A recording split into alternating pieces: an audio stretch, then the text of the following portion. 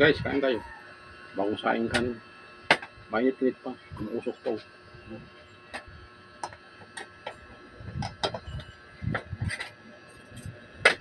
Ulam namin. Opo. Ginisang opo. May sahog na pa.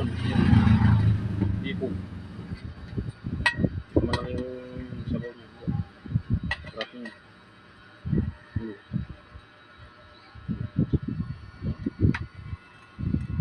Tikman ang sabaw.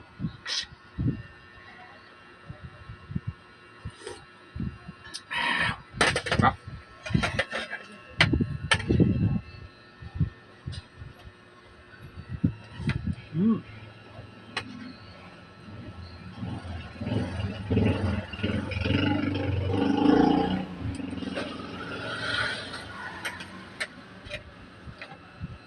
Masarap na, masustansya pa.